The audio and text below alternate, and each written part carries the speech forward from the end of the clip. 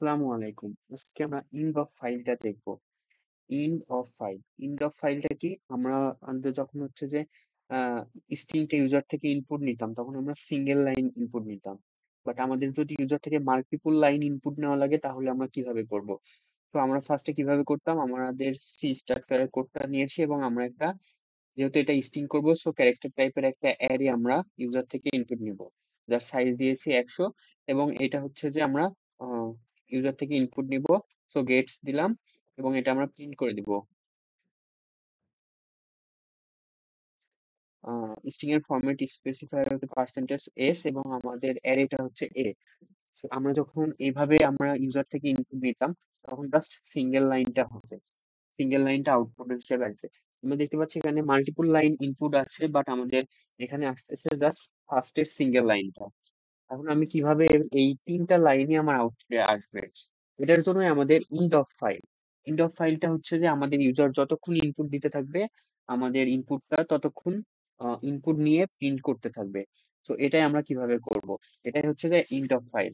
আজকে আমরা basically ইন্ড of ফাইলটাই দেখবো।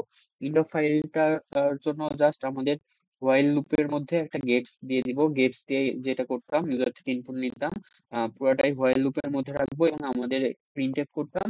সো প্রিন্ট করার জন্য প্রিন্টএফ করে দিব, এন্ড এখানে একটা নিউ লাইন দিব, কারণ হচ্ছে আমাদের গেটসটা অটোমেটিক্যালি নিউ লাইন কাউন্ট করে না। তো এবার যদি আমরা প্রিন্ট করে দিই, দেখতে পাচ্ছি আমাদের এখানে ৩টা মাল্টিপল লাইন আছে। সো আমাদের মাল্টিপল লাইনই আউটপুটে শো করতেছে।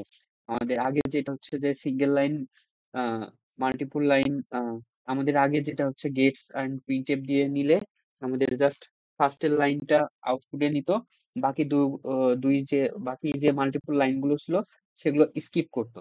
বাট আমরা যখন ইন্ড অফ ফাইল মানে হোয়াইল লুপের মধ্যে আমাদের ইনপুটটা নিব, তখন আমাদের ইউজার যতগুলো ইনপুট দিবে পুরোটাই আমাদের ইনপুট নিবে। সো আমি যদি আর একটা লাইন দিয়ে দেখি, তো আমাদের যতগুলো ইউজার ইনপুট দিচ্ছে সবগুলো আমাদের আউটপুটে একে একে শো করতেছে। এখন আমরা আমরা এখানে এফ গেটস দিয়েও করতে পারি, এবং আমরা এখানে চাইলে নালও অ্যাড করে দিতে পারি। এটার মানে হচ্ছে আমাদের ইউজার ইনপুট যতক্ষণ পর্যন্ত নাল না হবে, মানে ইউজার ইনপুট যতক্ষণ শেষ না করবে ততক্ষণ হবে। সো এটা আমাদের ম্যান্ডেটরি না, সো আমরা জাস্ট গেটস এ রাখলাম। আমরা চাইলে এফ গেটস দিয়েও করতে পারি। সো এফ গেটস এর ফরম্যাটটা কি, এফ গেটস, এবং হচ্ছে যে আমাদের ভিতরে কি থাকবে, আমাদের অ্যারেটা থাকবে, অ্যারের সাইজ থাকবে, এবং আমাদের অ্যারের যে এসটিডি স্ট্যান্ডার্ড ইনপুট আউটপুটটা থাকবে। অ্যান্ড যদি এফ গেটস দিয়ে করি, তাহলে গেটসটা আমাদের অটোমেটিক্যালি নিউ লাইন কাউন্ট করে না, বাট এফ গেটসটা আমাদের অটোমেটিক্যালি নিউ লাইন কাউন্ট করে। সো আমাদের ভিতরে এক্সট্রা করে আর নিউ লাইন দেওয়া লাগবে না। সো এবার যদি আমরা রান করি,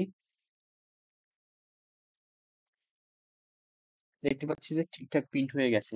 আমি যে বললাম যে আমাদের এফ গেটসটা অটোমেটিক্যালি নিউ লাইন কাউন্ট করে, এটা আমরা একটু প্রমাণ করে দেখি। এখানে যদি আমরা নিউ লাইন অ্যাড করি, তাহলে দেখবো যে প্রতিটার মাঝে একটা করে এক্সট্রা নিউ লাইন অ্যাড হয়ে যাচ্ছে। গেটস এর জন্য একটা তো নিউ লাইন আছে, দেন আমরা একটা হচ্ছে যে নিউ লাইন দিয়েছি, তার জন্য আরেকটা নিউ লাইন প্রিন্ট হচ্ছে, তার জন্য মাঝখানে একটা করে ফাঁকা হয়ে যাচ্ছে। সো আমরা এটা থেকে বুঝতে পারলাম যে গেটসটা আমাদের নিউ লাইন সহ কাউন্ট করে। সো গেটস থাকলে আমাদের নিউ লাইন দিতে হবে না। এটাই হচ্ছে ইন্ড অফ ফাইল।